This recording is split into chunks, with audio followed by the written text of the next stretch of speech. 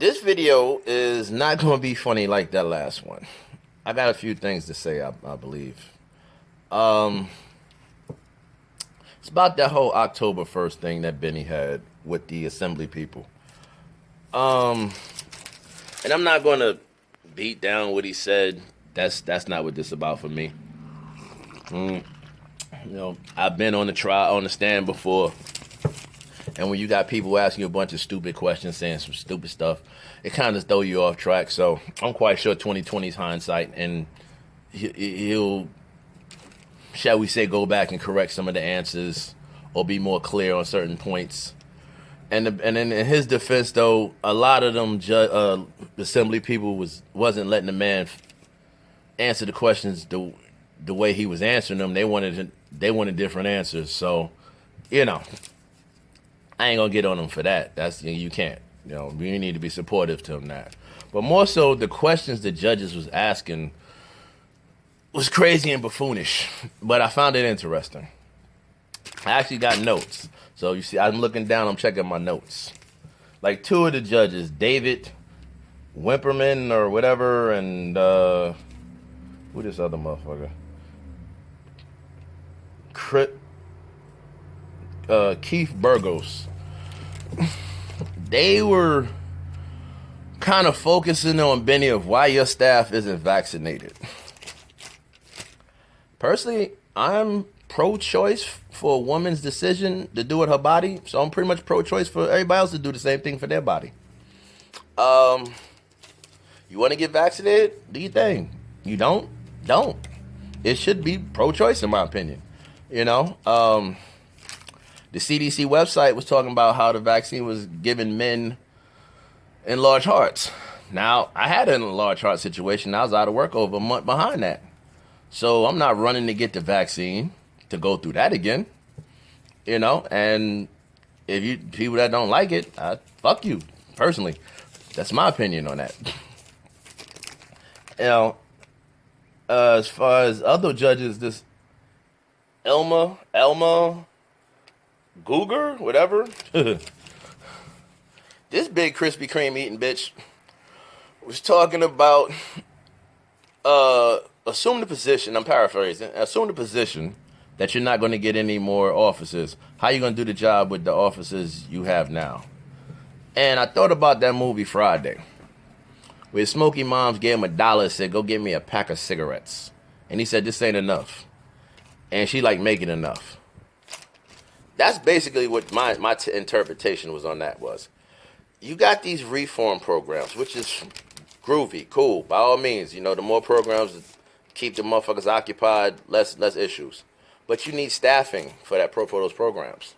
Now, my previous command, I saw daily clearances coming by for chess, barista, hair design. There was a whole bunch of people, civilians coming in there for all these different programs on a regular daily basis. You need a staff member with those people, okay, to make sure they safe and inmates safe, everything else. And then you had other programs that was coming up where dudes was known gang members. Those even made the paper. So you can't have mandated things done without the manpower to do it. So yeah, we're gonna need more people. Old timer I was talking to that broke me in, he was talking about, we had more inmates back in our day. Correct, we did. I think 4 or 5 times as many. And we had no programs for them. Now you got 20, 30, 40 different programs on a regular basis. And every last one of those programs require a member, service, escort, security, whatever the case is. You need more manpower to deal with that.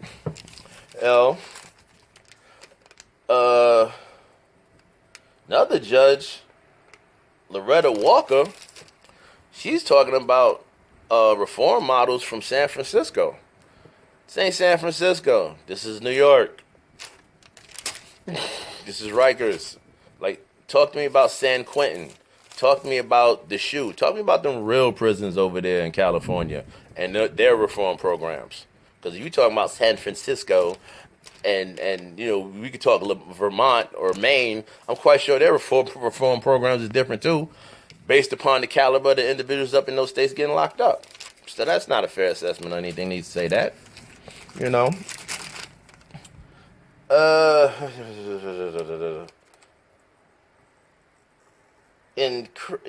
Chris Burdick. He was another one talking about why you need more staff. And Benny was talking about the whole. Well, no, he was more so saying inadequate use of staff you have. And Benny references the whole ESO. Now, in my day, when you had the suicidal inmates, they just told you to watch him. Now, because of mandates, they have to have their own officer watching them. So how is you mismanaging staff to perform duties when you done put more mandates on people which require more staffing for said posts? That's just basic common sense. I don't understand that part. But that's part of the problem. There is no common sense for the way these people's asking questions. Now the good one was the dude Dan Quart, whatever. He made a suggestion that the officers was faking injuries to stay out. If you have a doctor's note to keep you out, how are you faking an injury? You saying the officer's lying, or you saying the doctor's lying, or the doctor's inept at doing his duties, is what you're saying. Which is quite possible, because I know them HMD doctors was full of shit too. Now I'm gonna say this from personal experience. When I was out on that heart thing, I knew the BS was coming. So I had two notes, one from the cardiologist, one from my primary doctor saying that I was fit for duty. Because at the time, when everything was all done, I was fit for duty. I was 100% ready to go back in. So I bought both notes to HMD, and the doctor tried to put me out MMR. And I'm like, you're one doctor saying, no, I'm not full duty, and I got two doctors saying that I am full duty. There's a problem with this. So now at the point I questioned the man's authority, he want to run and get the captain.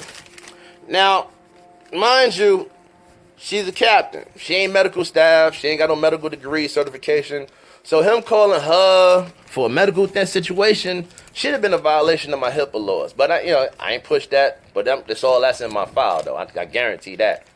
But when she found out that I wasn't working in the jail, she said, oh, he could go back full duty. And the doctor signed off on it. If you're the medical professional, the medical person, why you need a captain to tell you to sign off on some medical stuff that's not a medical technician or anything of that nature? So maybe the doctors is full of shit. I know HMD's doctors were back then, And then the whole thing the mayor got with the whole, if you go AWOL, you suspended 30 days. What about all those people that got written up AWOL during the state of emergency when the roads was flooded out and couldn't get to work? Because I know one of my people's got AWOL behind that bullshit. But car got flooded, roads was flooded, couldn't get to work unless he had a boat. So you're supposed to get suspended 30 days because of that? And it's that type of people on that job, especially in the higher ups, is why I'm glad I'm retired.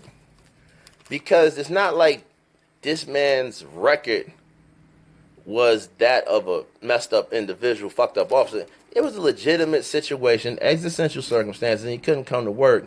But instead of showing common sense and compassion, you want to pull your rank because you an ADW? Oh, bum bitch. Come on. That's, and I can say that because I'm retired. To keep it 100. And those people know who they are, so we ain't gotta give them no energy. And then did I talk about Harvin Espen? He was talking about money. How much money it costs for officers, how much it costs for the jail. This the most expensive jail in the United States. Obviously, he wants jail in New York to be privatized. Because now all financial liability is off the city. And that private jail that's running things, it's on them now. So, yeah, don't let them people take your job. And that's the other thing, too, with Mayor Diablo. Yes, and I said Diablo. He's union busting. Back in the day, if a mayor was to try some union busting, every New York City union boss president would all come together in solidarity to make sure that didn't happen. Because this week, and Benny said that, this week is us, next week it could be you. And I don't know if that's going on with the other unions, but that's definitely something that should be brought to the light. Because my personal opinion, I've always been pro-union because of the unions back in the day with those individuals that started that union thing. That gave us the middle class to have decent jobs and work. I mean, granted, some of them union people went in with undesirables who made politicians offers that they couldn't refuse. But, you know, it kept the unions in place. And now people like him come along, they trying to take away all that hard work, you know. But you know what? That's just my take on it, you know, and how I feel, what I saw in the video. And I know I didn't see the whole video because I only saw like maybe 15 minutes of it, if that. But that's my viewpoint on it. Take it how you want.